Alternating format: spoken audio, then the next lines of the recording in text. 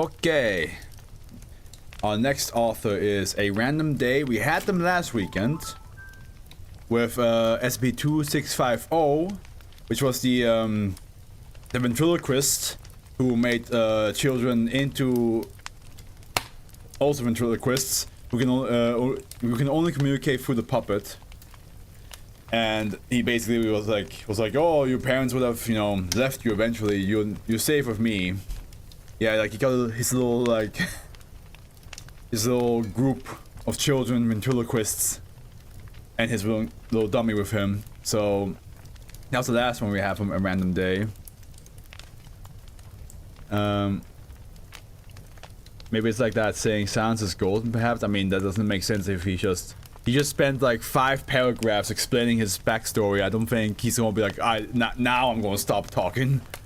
Especially because he was like always like willing to talk before, so I don't think that works here. Okay, A Random Day, you wrote Redline, which, by the way, really cool anime movie. Oh, what is this? This looks different.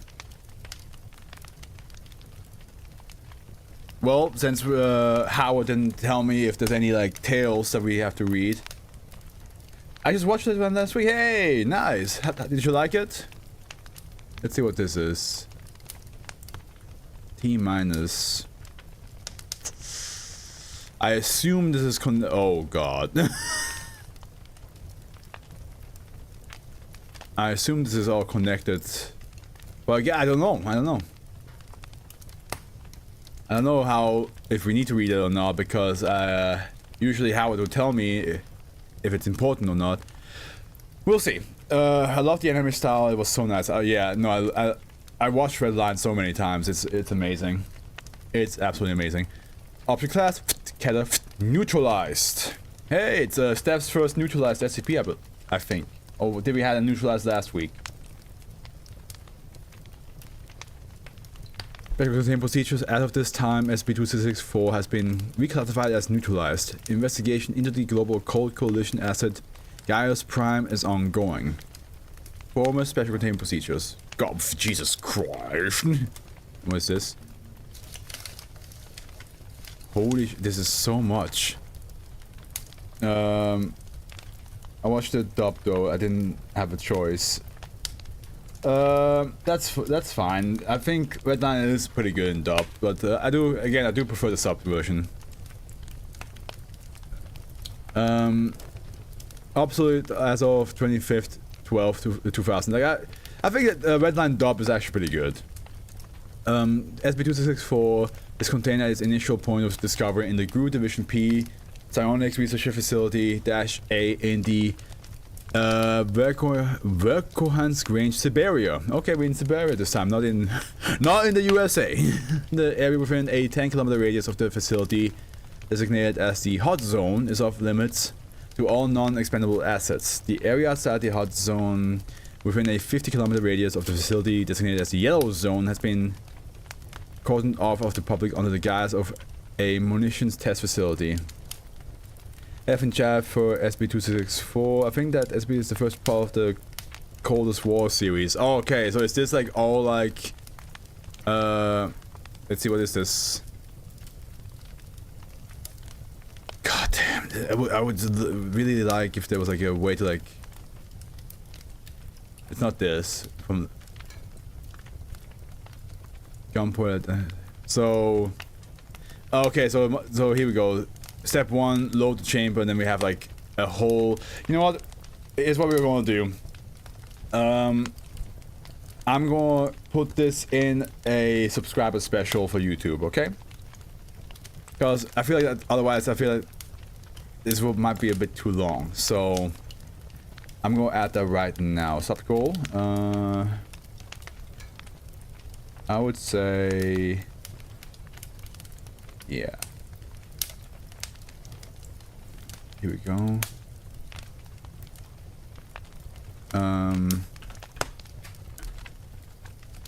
SCP-2664 T minus minus, well, actually, what is it called? Guns pointed at the head of God. Here we go. There we go. That's now saved. Anybody in favor for that? That we keep it to this unless there's like actual tales that are connected to the SCP specifically. We keep it to this, and all this like T minus plus stuff right here. I mean, I'm not sure about this part. I assume it's also part of because I clicked.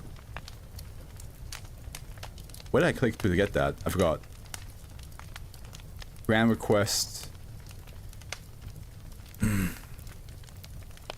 This was with here, right? The expendable assets that have undergone a conditioning program set on bridge. I feel like that might be a bit more important. So I think we read this.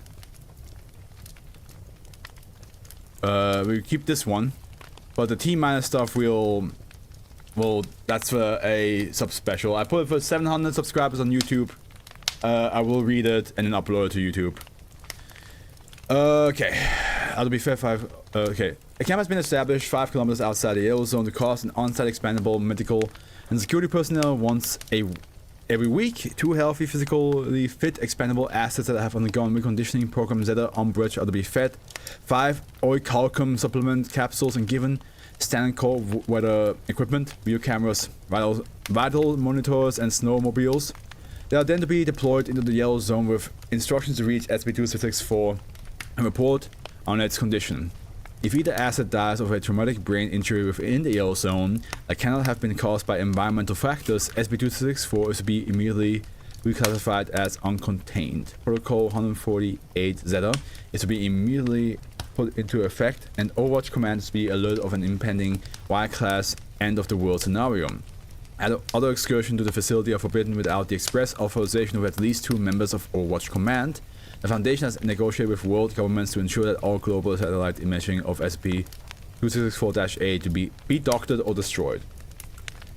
Looks like everybody's fine with that idea. That's good. Okay, so let's read what this is, because before we go on down here, this is part of the special containment procedure, so I want to know what this is all about. Grant request for genetically engineering low-cost organic automatons with sophisticated artificial intelligence for labor. Okay, problem. Nose. Hey, Phil. In the modern industrial age, there are many tasks that human beings would consider unpleasant, repetitive, demeaning, and/or hazardous to health, such as custodial duties, mining, and armed combat. Although the field of robotics have been lauded as the solution to these tasks, taking over for humans in such situations, the extent to which robotics technology has evolved has made them suitable only for extremely repetitive tasks such as manufacturing duties in factories. The main issue to surmount in the field of robotics is that of intelligence. Modern robots lack the equipment and programming sophistication to sense and react to changes in the environment, interact with human beings, or incorporates detailed feedback into the program beyond rudimentary sensor data. Thus, they are limited to repetitive, exclusively industrial tasks such as welding, spray painting, and die casting. Come on now. Wallen J. The History of the Industrial Robot. Linköpings University. Hey! Mechanics, it's in Sweden. Sweden! Sweden! May 1988. Let me see what happens if I pop this open. Oh god, this is a whole fucking... I'm pretty sure this is an actual, like dive into it, like almost like a actual, like, book. Or like a small book about it, maybe. Okay, cool. I'm not gonna read that. It's just like an actual footnote about it. A robot with true artificial intelligence will be a massive revolution in the modern world. It will be able to solve complex problems, take the initiative, work and interact with human beings, respond to changes in its environment, and learn from its surroundings in the response to its actions in order to optimize its programming, and drastically increase its efficacy. An intelligent robot would have applications in all fields that require labor, from military to agricultural to medicinal.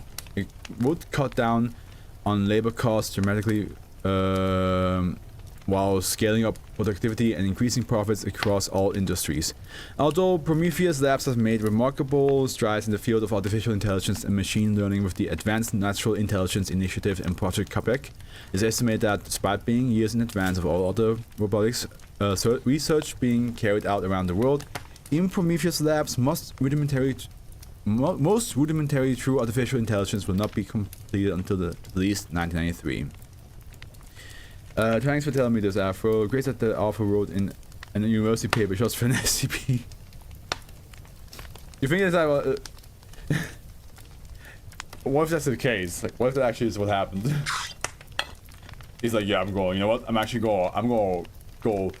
go to the university. I'm gonna learn some shit, and then I'll connect what I learned with a fictional science.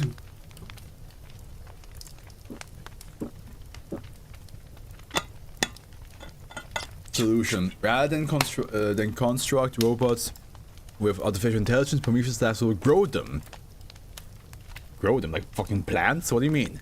We propose the creation of genetically engineered artificial human-like organisms to carry out various forms of repetitive and/or dangerous labor that either require skills and problem-solving decisions incapable of being executed by machines, or that involve human interaction and companionship. So androids. Such tasks could include janitorial duties in the businesses and residences, caring for and assisting senior and disabled citizens, or fighting in an armed conflict. These organisms would be cheaper to raise and use than normal humans, lack all of the uncooperative tendencies of human workers, and work without complaint. However, these qualities suggest that the organisms are slaves, an archaic term for an archaic system. Ah, my nose is so itchy from hay fever. Ah. The organisms will be branded not as living things, but as Prometheus Labs all-natural automatons, ANAs. Organic all-natural robot with high reliability and low maintenance needs, intrinsic high-level machine learning algorithms that allow them in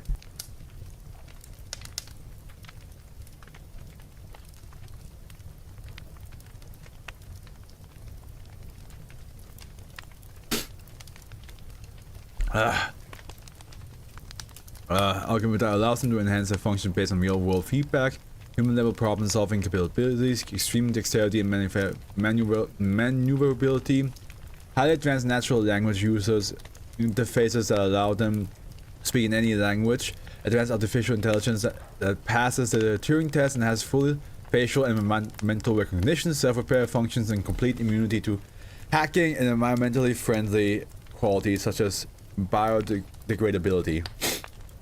This is how ChatGPT was created.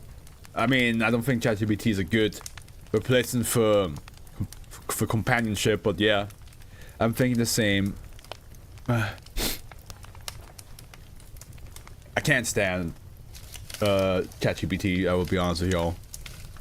But I know I don't really have a problem with ChatGPT. I have a problem with people who overly use it for everything. You know what I mean? I understand that it's there. It can be used and it can have its functions and uses.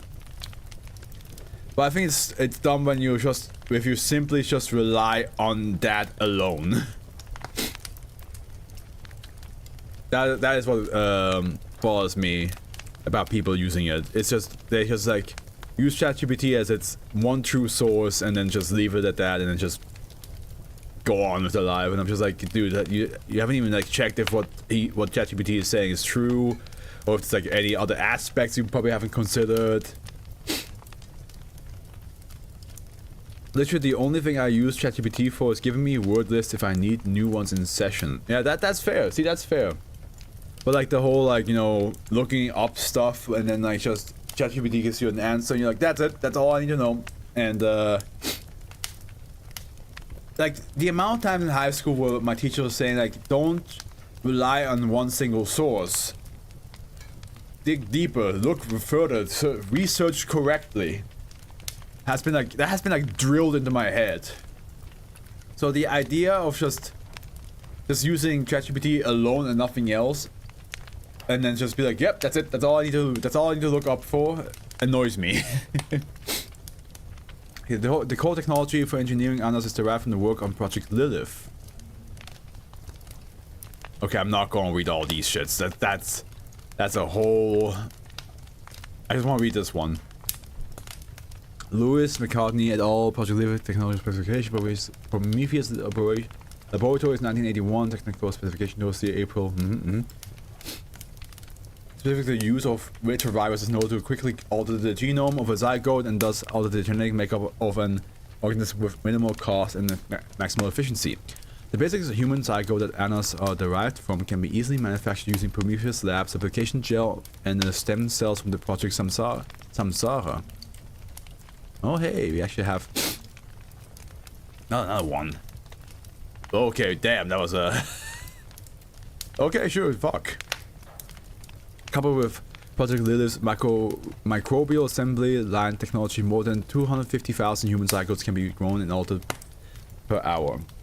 I like to play with it for a bit when it came out, but I know everyone is overusing it. Like my kid's working on the K sound, these 50 words with K in the middle. ChatGPT, go. Yeah, that's fair. I used ChatGPT once, but it was like, okay, now what? Sorry guys, wait.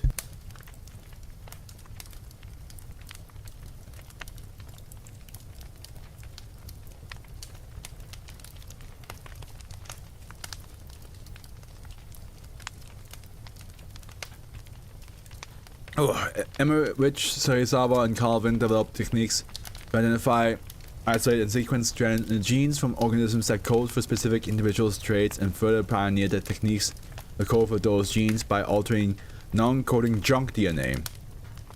Calvin. Okay, these are all just like actual annotations this time. Well, so far. DNA combining these techniques with the retroviral sequencing methods will allow for fast and effective identification of useful traits that enhance problem solving and cognitive abilities in the annas alongside auxiliary traits like enhanced self-repair or movement speed. So it has been empirically proven that consciousness and problem-solving ability in human beings is dependent only on the brain that develops properly during gestation. A simple... Is that another footnote? Yes, it is. A simple... annotation. A simple correlate follows that ensuring that the NA brain is... The ANA brain is not subject to retroviral engineering beyond standard removal of genetic disorders, but will be enough to guarantee problem-solving capabilities on par with the average human being. The simplest and most cost-effective solutions for programming ANAs is to use the augmented reality brain-machine interface ARB-MI technology from Project Delphi. ARB-MIs can be implanted in vitro en masse for pennies per chip, and hundreds of ARB-MI can be controlled simultaneously from a master computer as soon as prenatal development is finished. The ARB-MI itself can also be programmed to generate VR simulations with which to safely program to the ANAs. Such training methods would include triggering dopamine release pathways when the ANAs obey certain commands, stimulating nociceptors upon disobedience, and teaching the ANAs to respond to negative stimuli such as gunshots or stab wounds in such manner that they can neutralize the source of the stimulus without showing a negative response to the stimulus itself. So literally just like making these robots as human-like as possible and trying to take away any of the negative aspect of a robot, negative aspect of a human, as in like you keep the aspect of a robot that like if they get hurt they do not react in pain, but they react in a humanly fashion to like disarm and have the robotic precision to disarm and so on and so forth, and they get the dopamine and all that stuff like a human does when they do a good job. The Havy was strong with that. Yeah, so it's going to get stronger once I'm back in Switzerland, which is a shame. Business case, given that all natural automatons are intended... By the way, I just want to see how long this is. Okay, it's not that much further. All natural automatons are intended for use in situations involving repetitive or dangerous labor, human interactions, and problem-solving capabilities. The primary demographics for these organisms will be for healthcare, military applications, corporate research and development, and low-cost general-purpose labor. Nursing homes, hospitals, or even well-off homes will purchase animals to use in humans' personal care, from taking care of children to cleaning bedpans and tables to chaperoning senior citizens suffering from neurodegenerative diseases. The nature of their genetic enhancements will naturally render them unaffected by most pathogens, making them perfect for use in sterile environment. Animals with lower speed CPUs can even be used as false robots, pets that are easy to care for and can be taught various tricks. Military organizations ranging from the People's Liberation Army to the Global Cold Coalition will find animals to be well-trained, utterly loyal, adaptable, maneuverable, expendable troops. Animals will prove highly useful in various military operations, from general combat, scouting and clearing booby-trapped zones, performing explosive ordnance disposal, to combating paranormal entities. As animals derive much of their genetic heritage and anatomy from humans, but should not be considered as human, they will be perfect candidates for research and development applications such as cosmetics testing, drug testing, and weapons testing. Pharmaceutical and containment organizations such as Sandoz AG and the SCP Foundation will find animals to be compliant, easily maintained, hardy, genetically varied test subjects for use in day-to-day operations. The ease of handling animals, coupled with the low cost of maintenance, tolerance for dull, dangerous, or difficult work, and unmatched problem-solving abilities makes them perfect for labor forces in any environment, from digging railway tunnels to mining precious minerals deep underground to fighting fires at nuclear power plants. Although the use of all natural automatons has the potential to also destabilize economies by putting many unskilled workers out of employment, this poses a second lucrative option. World government can be convinced to incentivize Prometheus Labs to limit the production scale of animals, whether through guaranteed contracts or direct monetary infusions. Use of funding. All natural automatons can be manufactured at any Prometheus Labs facility with the capability to use replication gel, reducing the average cost of manufacturing one animal to $60, assuming 20 kilograms of replication gel per animal. The bioprinting facilities from Project Live can be reused. This limits the cost of construction to $100,000 per facility using standard Prometheus Labs fast build. The facility construction methods allowing one facility to be built every 12 weeks. The genetic sequencing techniques used to isolate useful traits requires only standard equipment used for traditional genetic engineering projects, which will cost approximately $100,000. It will take approximately 36 weeks to grow the first batch of animals to allow uninterrupted development of the brain to take place. A further 12 weeks will be necessary to allow the optimized training to take place. However, if the initial test runs are successful, new animals can be manufactured each day, such that animals can be rolled out every day as soon as 48 weeks have elapsed since the production of the first batch. Alright. And now, known issues. As the scientific basis of this work is already well documented and commonplace in both fringe and mainstream research institutions, the only concern are how human users and the labor organisms will interact with each other. The primary issue with widespread adoption of all natural automatons is that they would be perceived as nearly human by the general public, and there's no clear legal precedent on how to deal with nearly human organisms. Naturally, the closest parallels will be drawn to humans, which could result in the labor organisms becoming protected under human rights, thus defeating the purpose of their existence. It's like, no! How are we supposed to use them non-stop if they are protected by the human rights laws? How am I supposed to have my grown robotic slave now?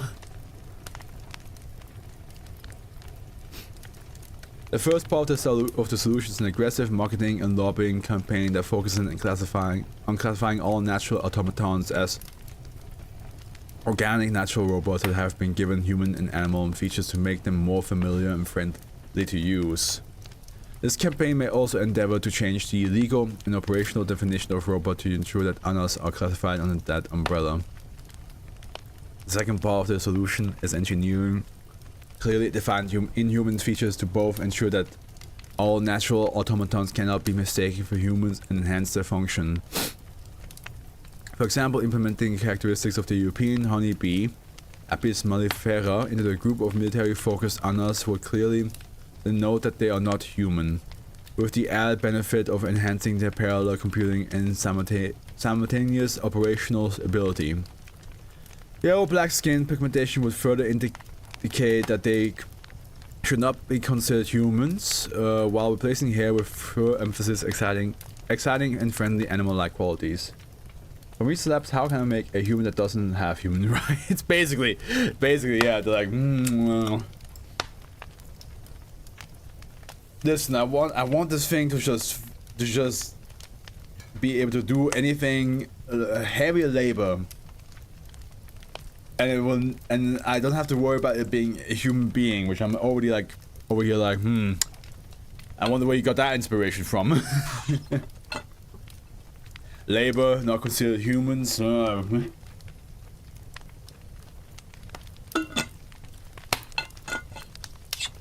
The second key issue is that the Anna's learning algorithms could decide that disobedience or direct harm towards its users would enhance its functional capabilities. Yeah, it's always the case.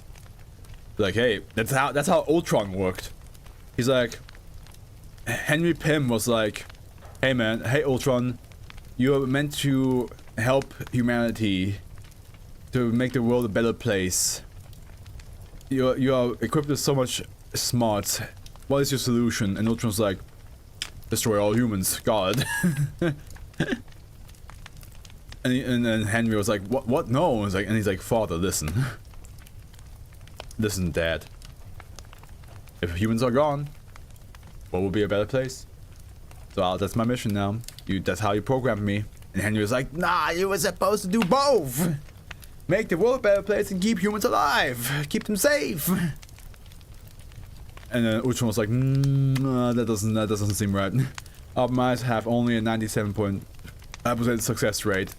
Therefore, the easiest way to test the efficacy of the optimized training and weed out malfunctioning annas would be to deploy programmed annas into various Prometheus Labs facilities and observe the interactions with PL personnel. This preliminary testing has the added advantage of lowering personnel costs within said facilities, and given the isolated nature of most Prometheus Labs facility, minimizing the chance of a rogue anna's escape. The constant surveillance present in most Prometheus Labs facilities will ensure that any annas in which the conditioning fails can be quickly identified as and scraped before they can enter the real world. However, it is possible for a trained anna to suffer brain damage in the field and malfunction. To prevent malfunctioning annas from escaping the wild and potentially disrupting their local ecosystems, all annas will be genetically sterilized during fetal development. Rendered unable to survive without consumption of Prometheus Labs all natural enhanced liquid food supplements (TM) each day. The food supplements can also be rebranded as Prometheus Labs all natural automaton fuel and sold at a higher markup. Wow, they really were like, let's make humans that have no that are not considered are not considered in the human rights section, and also let's make food a specific food type to feed them that we can sell, and after lifespans capped at 15 years that they cannot exist outside human environments.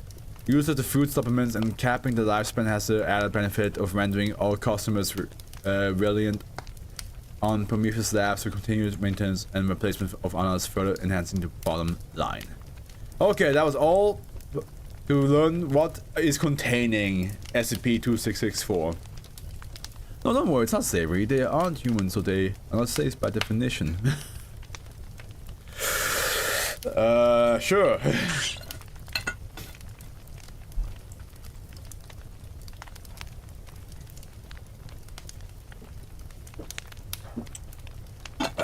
I would not say so.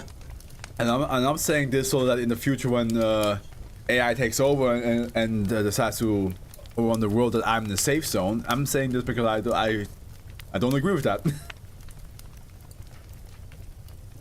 You don't have to be humans to be slaves.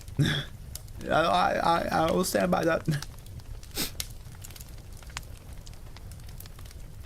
Description: SCP-2664 is a psionic eigenweapon developed by Group Division P, the anomalous investigation branch of the Soviet Union from 1950 to 1961 under the name Project Redline. Per the order of the General Secretary Joseph Stalin, SCP-2264 was intended to act as a psychic deterrent that would immediately brainwash the global populace into following the tenets of Soviet socialism. However, Group Division P secretly designed SCP-2264 to mitigate and remove human tendencies towards violence. Physically, SCP-2264 consisted of 3 Ukrainian triplets suffering from cephalothoracopagus, an extremely rare form of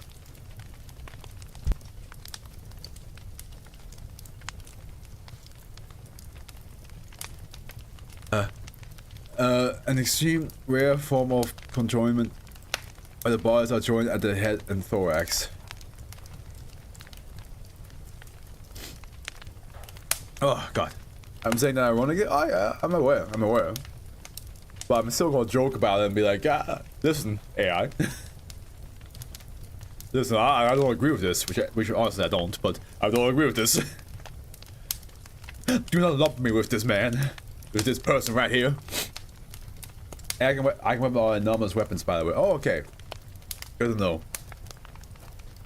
In this case, each of SCP-2264 heads faced a separate direction while the bodies joined at the navel. They possess 3 arms total and 6 legs. The extent of the internal joinment remains unknown. Psionically, SCP-2264 is a single Gestalt, which is German for... What is a good translation for this in German? Eine Gestalt. It's the closest thing is like a being. A single being entity with 3 mental subdivisions, a control division, effector division, and receptor division, pertaining to its physical selves, enabling it to perceive and interact with its environment. SCP-2264 is capable of self-levitation and long-range manipulation of objects that weigh up to 100 kilograms. However, its psionic capabilities are primarily for affecting other sentient and sapient beings around it. Unshielded sentient organisms that come within 100 meters, 100 meters, 3 kilometers, 5 kilometers of SCP-2264 will be subjected to severely altered brain chemistry and tissues mutation, particularly in the thalamus, prefrontal cortex, amygdala, hippocampus, and septum. So this explains why they made humans are not technically humans, because it's unshielded sentient organisms. Because you could argue it's not really an organism. It's not really, it's like in the gray zone of sentient and organism, I guess. Sapient beings undergo a dramatic shift in personality, experiencing a 90% decrease in secretion of norepinephrine and other hormones linked to aggression and a general depression of the sympathetic nervous system. This induces an aversion to witnessing and engaging in violence, a severely diminished acute stress response, and a strongly negative reaction towards all forms of weaponry. Non-sapient beings such as mice suffer rapid onset spongiform encephalitis and toxic sulfate buildup, dying within minutes. Mentally, SCP-2264 is thought to possess the equivalent intelligence and disposition of a 6 to 10-year-old child. Its mental state has likely been adversely affected by the conditioning and training program to which it was subjected by Group Division P. Elements of the program include electroshock therapy, attempted hypnosis, and exposure to large quantities of the Soviet propaganda. Oh, that's a bit extreme, don't you think? Especially if it has a mentality of a 10-year-old. Threatening to conquer Ragnar is bold by coming from a king whacked by a 10-year-old. Dash A is the former Group Division P psionics research facility where SCP-264 was created. Until its transformation into an anomaly during exploratory mission Alpha, the facility was designed and built in such a way as to diminish the strength of all psionic transmissions within the structure by 99.5%. To this end, it incorporated materials such as electrum into the installation, and its layout was designed to maximize the reflection and dissipation of psionic transmissions within the structure. Addendum 1. The majority of the Foundation's knowledge of SCP-264 comes from the former Group Division P researcher designated Iceman, who led numerous research and development projects for the Division, including the development of SCP-264. On 25th December 1962, Iceman defected to the Foundation through an attaché in the British Embassy in West Berlin, carrying several thousand classified Division documents and records on Ultrafish encompassing different projects and initiatives, including SCP-264. The Soviet government officially denied knowledge of the existence of both the project and the facility during the clandestine Paraweapon Cessation Treaties of 1963. As a result, the Foundation implicitly assumed custody of both SCP-264 and the facility. The briefing of Iceman regarding Project Redline. That's a big... What was this? That's a big debriefing right there. Begin transcript. Questioner, please state your name and previous occupation for the record. My name is Doctor. I was project manager in the Psychotronics division of the Main Intelligence Directorate. What was the aim of Project Redline? Officially, Redline was an initiative commissioned by Stalin in 1950 to create an ultra-powerful psychic weapon, one that could mentally convert people to follow the tenets of Marxism, Leninism doctrine internally. However, almost all the members of Psychotronics Division, myself included, were veterans of the Second Great War. More than 20 million Soviets died in that war. Friends, siblings, lovers. Not a soul in Psychotronics, not even the chain of command, was eager to build another weapon so soon. Indeed, we dreamed of freeing mankind from the necessity to make and use weapons at all. Thus, while Redline was officially a weapon for converting people into proper Soviet socialists, we secretly designed it to convert people into pacifists. Everything was done under the utmost secrecy, of course. If the KGB had even an inkling of the truth, then every member of Psychotronics and anyone whom they had ever spoken to would have been shot or dragged off to a gulag. Summarize the process of creating Redline in a manner understandable to laymen. The process was complex. We had to distill more than 20 years of psionics research and theory into a workable engineering problem. The basic theory was that the psionic capabilities of humans were limited by their bodies. Thus, a child might have 1,000 times more potential psionic energy than an adult, but only be able to practically output 1/10 as much due to their underdeveloped body. We hypothesized that by subjecting a capable mind to massive psychological trauma and inducing brain death, this mind is associated consciousness and all of its psionic potential would disassociate from the body at the moment of death. We could then lock that mind into a controllable avatar. Jesus fucking Christ. There's a lot of jargon. How did you carry out the actual process? We initially tested and then refined the process on political prisoners. Once we were confided with our methodology, we began to look for children, more malleable and easily trained. We struck gold in 1960. That May, the KGB brought in a set of conjoined triplets. These children were horribly deformed and yet immensely capable. We determined that it was almost entirely the psionic abilities keeping them alive. We spent another year assessing and measuring the triplets' psionic capabilities, and once we were ready to proceed. Over the course of 48 hours, we treated them with a massive dosage of LSD, forced them to watch specially made propaganda, and electrocuted them to death. Yeah, we read that, yeah. The triplets' consciousness disassociated, and we were able to capture them with redacted. I want to be clear, I'm not proud of this. I did it because I believed that the sacrifice would change the world to the better. How exactly did you control and operate Redline? Redacted. Was Redline tested? How was it tested? 5 times. The first 4 tests, four times we brought it in front of increasingly larger groups of incarcerated violent criminals, activated, and then asked them to attack people whom we claim had them incarcerated to begin with. The 4th time we brought Redline in front of the entire population of the Norilak Gulag. 50,000 of the most vicious criminals known to man, looters, murderers, rapists, dropped their makeshift knives and refused to move an inch, even as we threw the gates of the camp wide open. Wasn't the Norilak Gulag closed in 1957? Only officially. Or what was the 5th test? Nikita Khrushchev and John F. Kennedy. Oh no.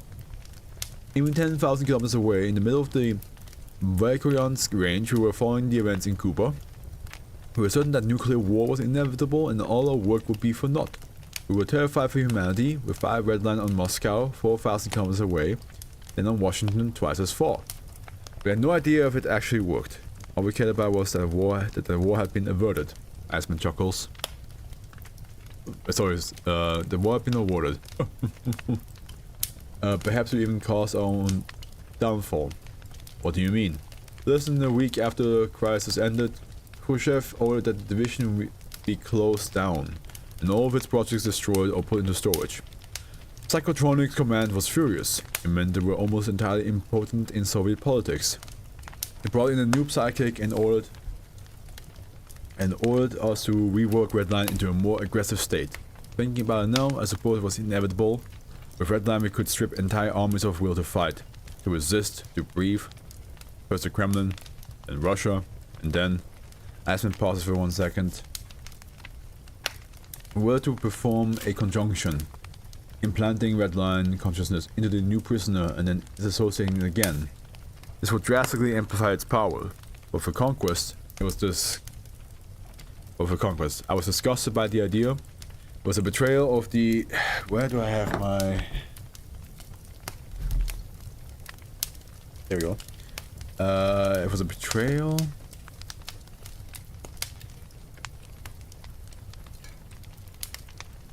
And it was a betrayal of the ideas of which we and the children had sacrificed so much.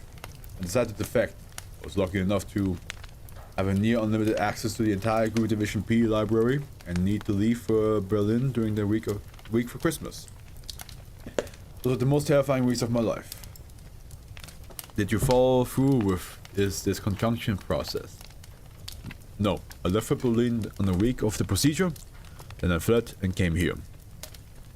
Thank you, that will be all. End transcript. Addendum 2. Investigation of SCP-2664. Following aerial reconnaissance of the Volkoyansk range and confirmation of the existence of the Psionics Research Facility, Mobile Task Force Lambda 9, Mind over Matter was dispatched to investigate the facility and ascertain the status of SCP-2664 and any other anomalies within. Exploratory Mission Alpha Part 1. God, oh, this is fucking long as hell. This is gonna be a long stream. It's gonna be a long stream. Mission Abstract. Investigate the Psionic Research Facility, determine the status of SCP-2664, and identify any other anomalies and or Group Division P researcher on site. This mission transcript was broken into multiple logs for ease of reading.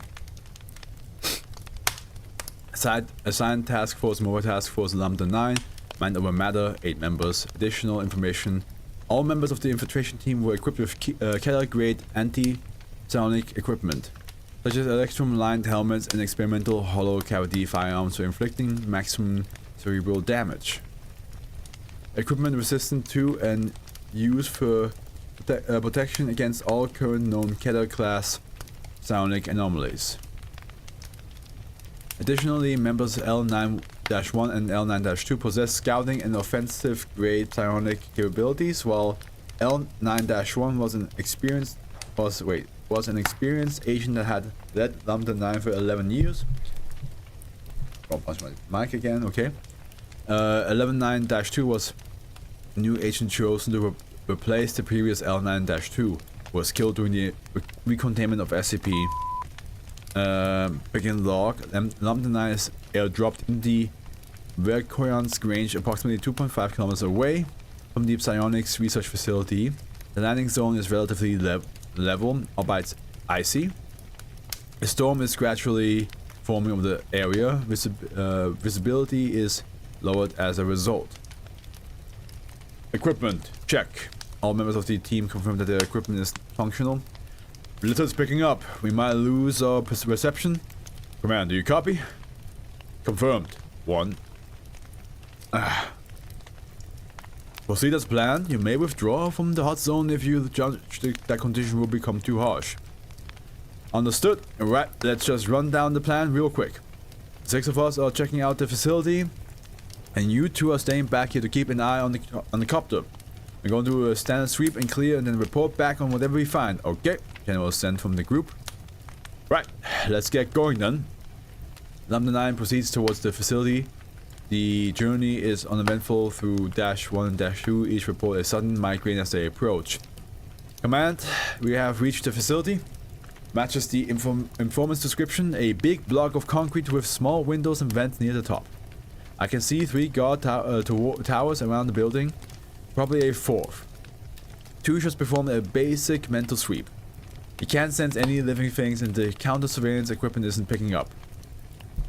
It isn't picking up anything. Looks like we're the only people outside. I'm going to give command a different voice. Understood. Proceed with infiltration, but stay alert. Roger. Alright. 3, check out the doors. See what you can do. Since this SCP might be a long read, here you go, Afro. Hydrate. I will hydrate after this section here. Oh, thanks. What was that? Roger. Alright. 3 check. Yeah, okay. It is assumed that L93 investigates the main door and opens it. Number 9 enters one at a time, with L91 taking a point. At this point, all audiovisual telemetry fails, and contact with the infiltration team is lost.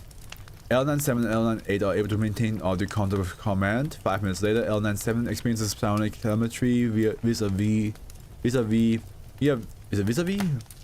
L9-1. I'm just gonna say that, yeah, L9-1 proceeds. Actually, you know what? I'm just gonna say L91 proceeds to use L97 as an unconventional mouthpiece to report on the condition of the facility. And here we have when a psionic individual manipulates another individual to speak for them. Hello? Can you hear me? 8? Are you there? It's 1. What the hell? 1? Yeah. L97, are you there? L91, we can't reach your radios. How are you able to communicate through 7? I'm not sure. All radio equipment died as soon as we walked in, but mine and 2 psionic powers are going crazy. We can still sense 7 and 8, but I can't tell how far away they are. There's something else. Something different. I think it's juicing us up. It's how I could tap into 7. I don't know how to describe it. It feels like there's something spying on us. Felt like I should try to reach out and keep you informed. 7 should be fine. Mouse attack at worst. 1. What are you seeing? We're standing on the double helix vertically. The moment we walked through the door, we were standing perpendicular to it. It's like we're on the side of a giant multicolored double helix.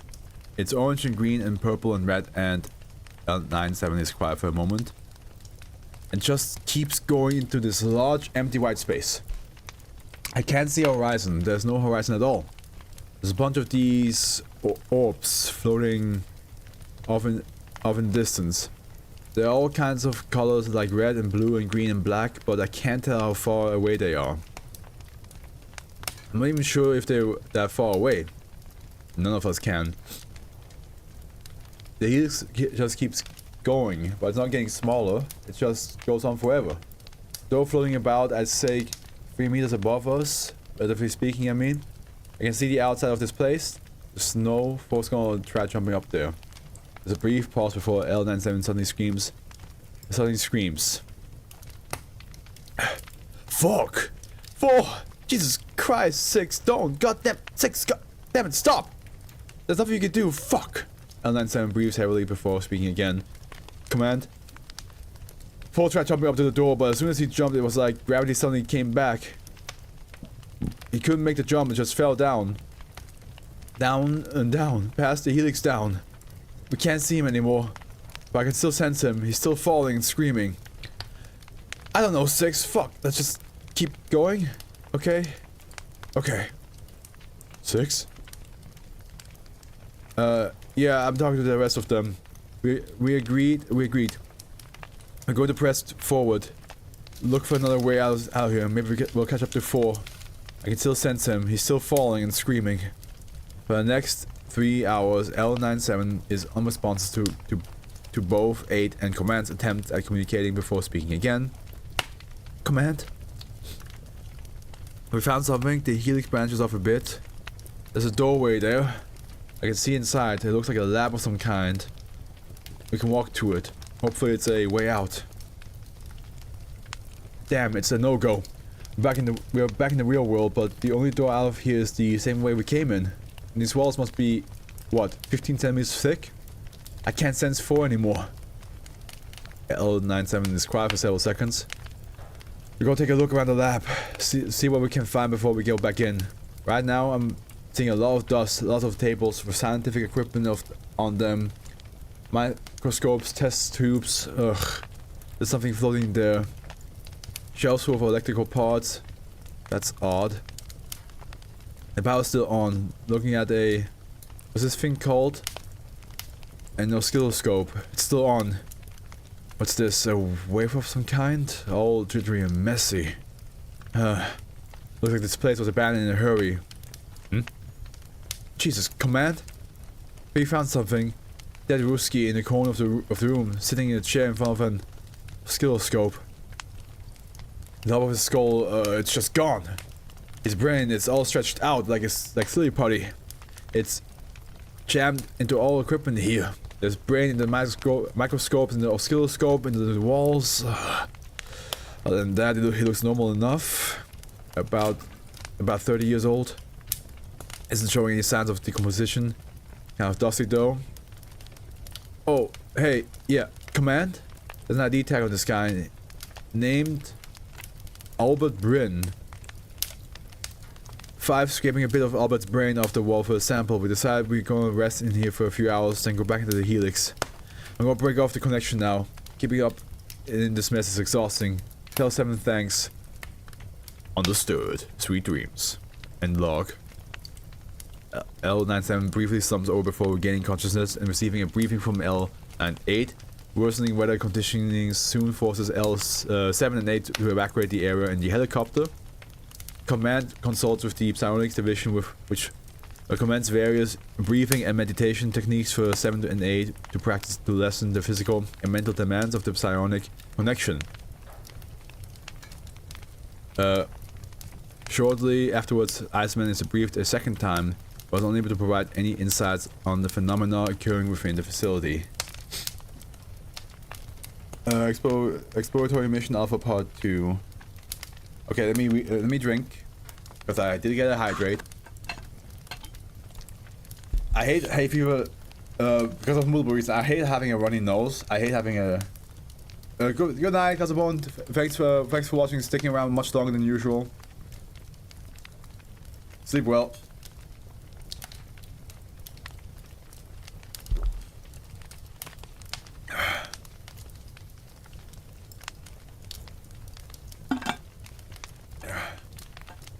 But yeah, I hate hay fever because I hate having a runny nose. I hate having a itchy nose, and there's moments where like the runniness actually goes backwards, so it's like just like clogs my throat a little bit. So I'm just like, it makes reading out loud or talking really difficult.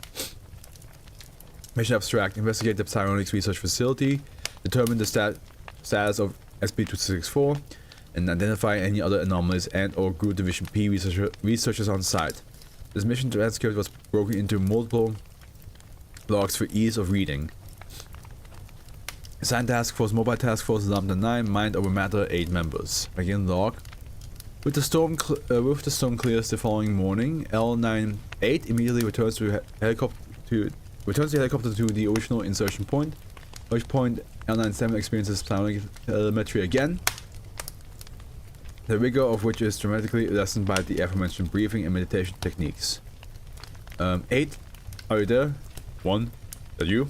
Holy, no, oh wait, this is something else. Holy, no, it's 2, guys, wake up, hey, they finally picked up. Command? Me and 1 have been trying to reach you for hours, what the hell happened? Sorry, storm picked up and we had to get out of here. Alright, we were worried something had happened.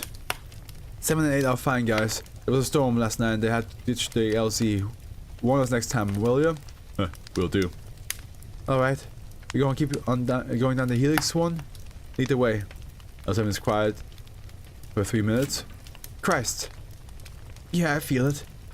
4 screaming again, still falling, coming from the right. L7 is quiet for 2 hours. Wait, 1, you feel that? Feels like he's coming from the... You all saw that, right? What the hell? Command, 4 just went screaming by from the left. We're gonna keep going. We'll try to catch him if he comes by again. Understood. L97 is quiet for 15 minutes. Found another door, looks like another lab. Me, 3 and 6 are going to check out the lab. Rest of us going to wait out here in case 4 comes by. Understood. Hey, Command, did you talk to the Ruski spy who told us about this place? I didn't even think about it while the shit was before was going down or any of that, but I wasn't expecting this. What the hell is going on? We did. He just My name is Optimus Prime. He disavowed all knowledge of the current state of the facility, even under intense interrogation. With the runny nose, with the clock nose, I can't get his voice anymore. Optimus Prime. Oh. Yeah, he's saying that they don't know. Come on. Okay, Command, you there? You there? Lab looks like a lot like the other one. Lots of junk, weird machines, but there's nothing else besides dust and... what I missed. I'm still at 2664. It's a much longer one than I expected. So not only do we find out that Stalin apparently had an experiment done on a conjoined triplet baby with Groot Division P, because they wanted to get like a effect where people would, you know, be unwilling to fight.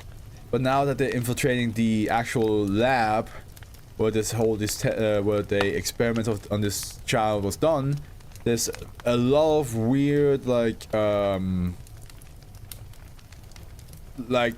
shifting of what is it called, like of the inner space of like the dimensions happening, like a lot of like for example, one of the agents fell as they tried to jump for a door, and they've been falling for like a whole day, and now they actually like passed on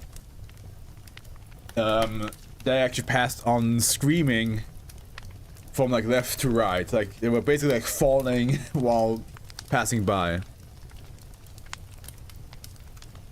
Well, they don't have anything to do with Sweden at all. It's just that the only thing that was Swedish was a paper that inspired the writing of the log. Sweden is not actually in this. It's pure Russia. Mechanic is like, with all the amounts of USA SCPs, listen, let me just have this. So right now, the team that's inside the house is communicating by using one of the members outside the house as a telepathic telephone, basically. So like they're speaking through another person. Hey, Command, you there?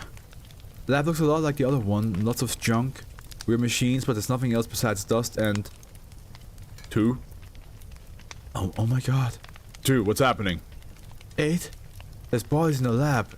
8 of them. Oh yeah, they also found like some scientists were like the back of the cranium was like missing. The skull, like the brain was like all over the place. So what's wrong with them? It's us. It's our fucking corpses. You, me, one. Okay, that's creepy. Can you imagine walking into a lab, trying to like take a little bit deep research on the SCP that has been done a lot of experiments by, and then you walk in and you find yourself as a dead body. All 8 of us in lab coats, like we dropped dead in the middle of the fucking room. Jesus. 3's taking some samples. If I had known I'd be dealing with this kind of shit, I think I might have stayed in precog. You're gonna be fine. I think I'm gonna get. I think I'm gonna. Wait, I think I'm gonna go back out. L97 is quiet for several minutes. 8, command. We're gonna keep going along the helix. I mean, understood. L97 is quiet for 2 hours. Can go through it. I'm not setting another foot inside those damn things. 2, you there? Oh, 8? You can hear me? Only just now. What's going on? Found another door.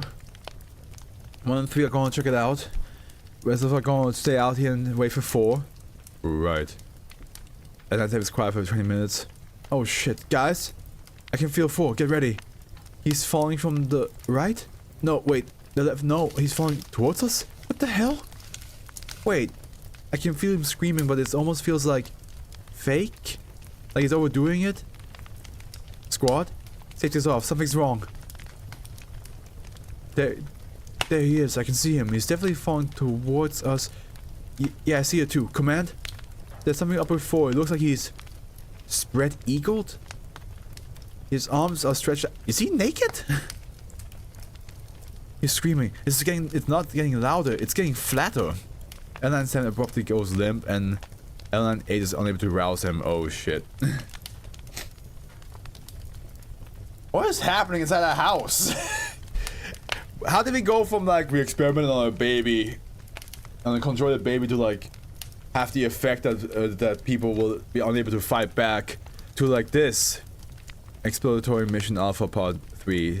This is such a long SCP too. My god. Nope. Yeah, same.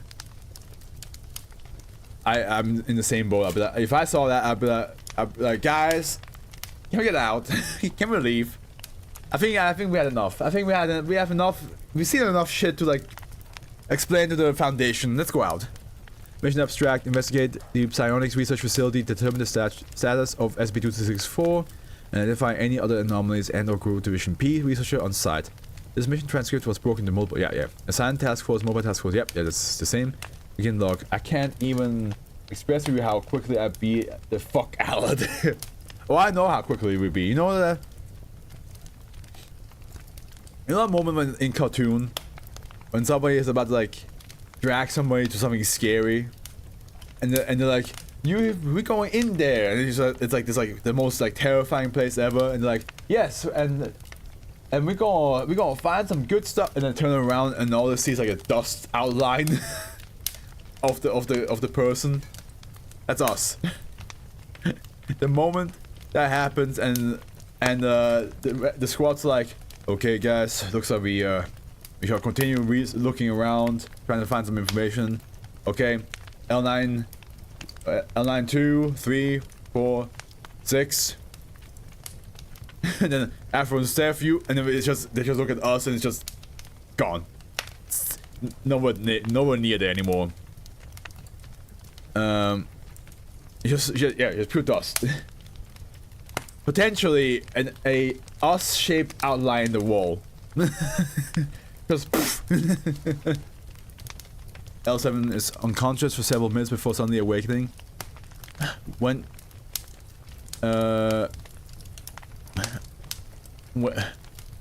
what kind of so many voices in this one. When we get out of here. What? said I'll be glad when we get out of here. Anyway, guys, there's nothing in there. Just some more dead Russians with their brains splattered. 2, is that you? What happened? Where's 4?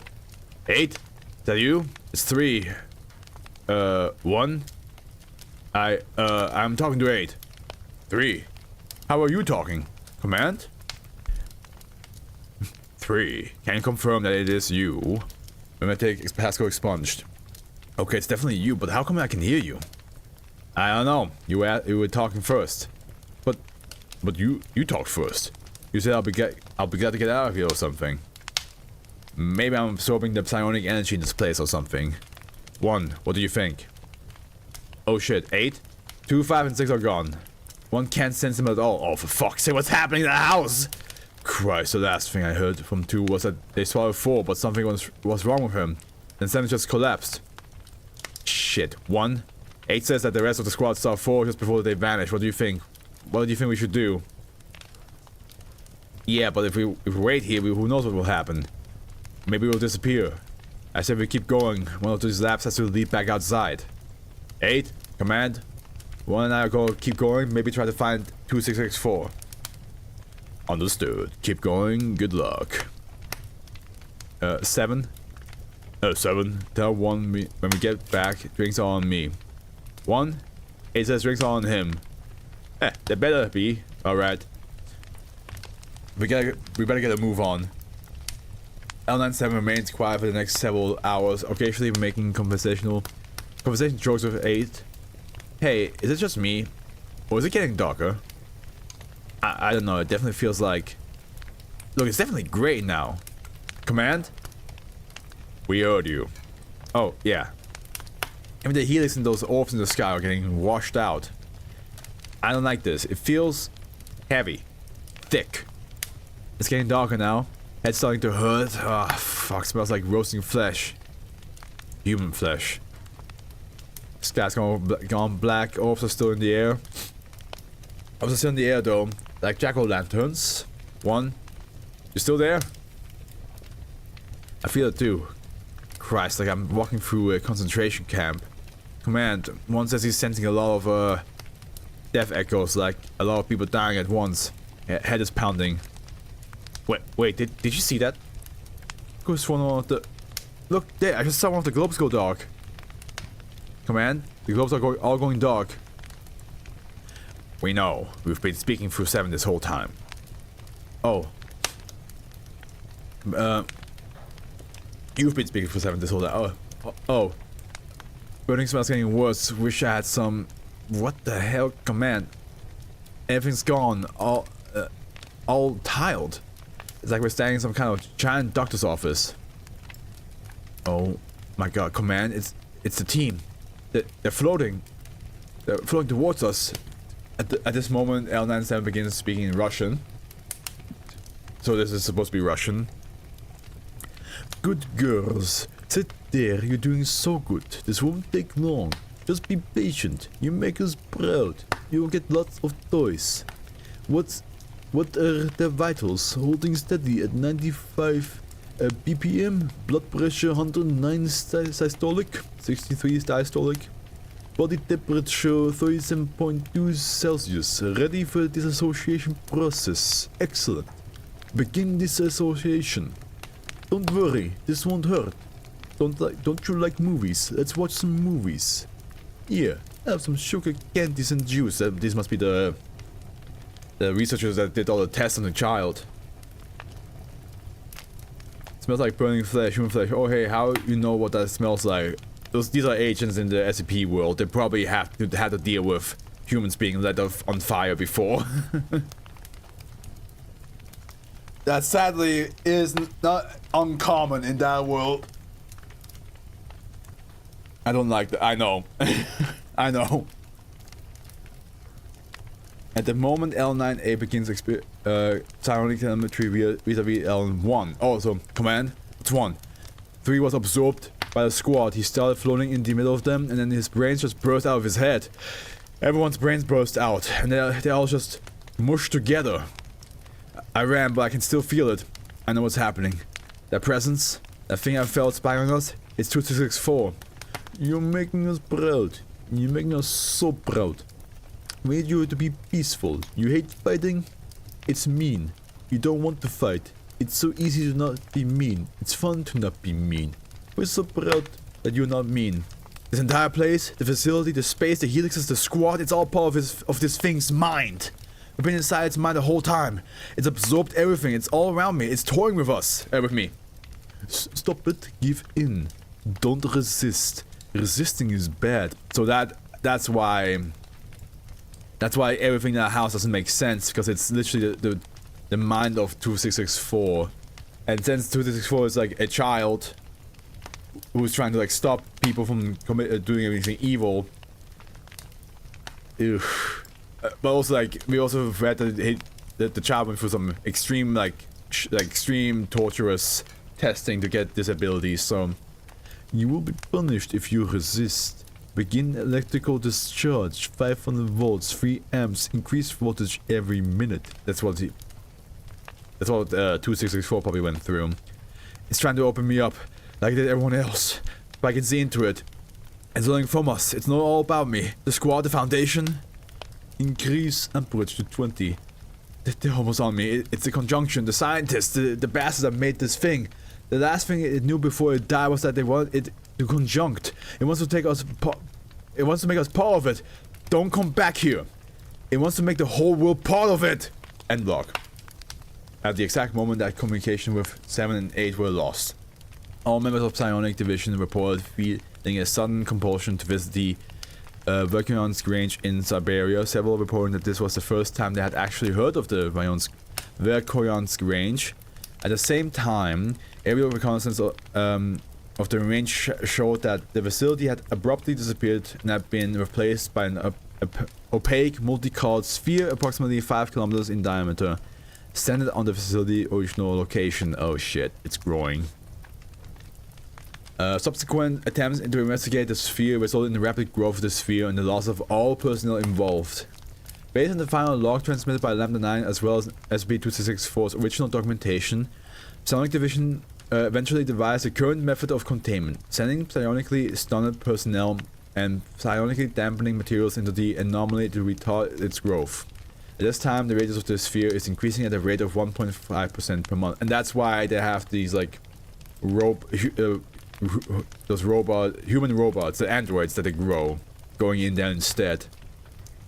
Because they're not like fully human, and they're not sentient or sapient, so they can go into this location and look around without worrying about being absorbed or having the minds like the literal brains popping out of their head. Addendum 3 neutralization. Oh yeah, true, it is neutralized, which props to them. At 1300 hours on the 25th December. Wow, on Christmas. On Christmas? 2000, Psionic Division detected an unexpectedly high emission of psionic energy from SCP-2664, which resulted in the brain death of all humans within a 200-kilometer radius. That is... Jesus Christ.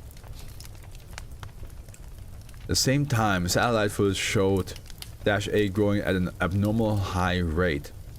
All attempts to retard its growth failed, and Overwatch Command was informed of an impeding YK class end of the world scenario.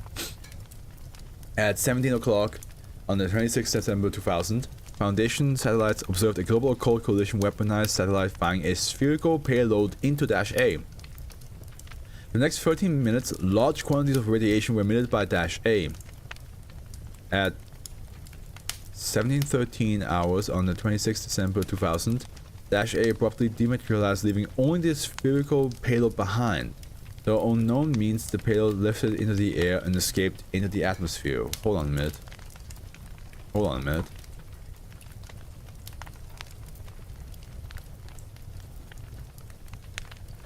Never mind. We're good. Okay, it's gone. Oops.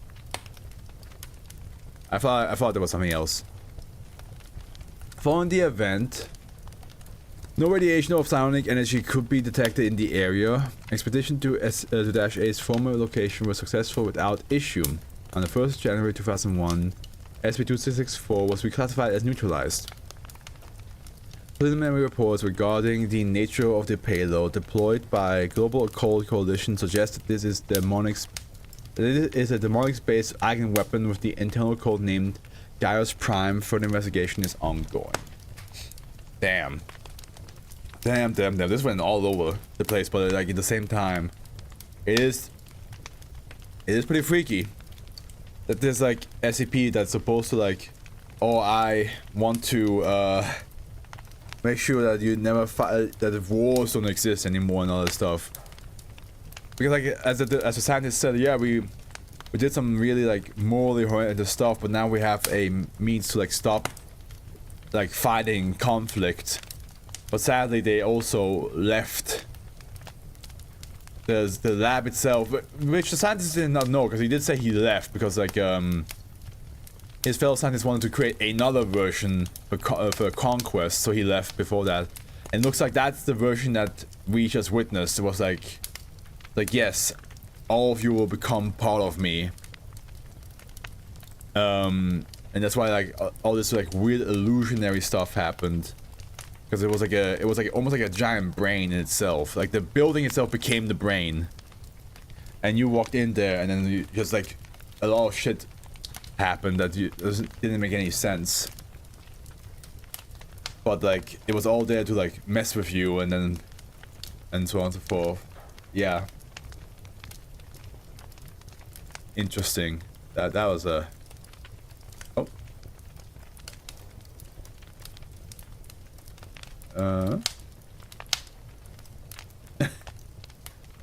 I see you responding to my Discord message.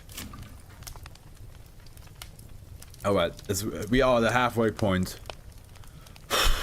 It's gonna be a long one today. Why is every Saturday now so long?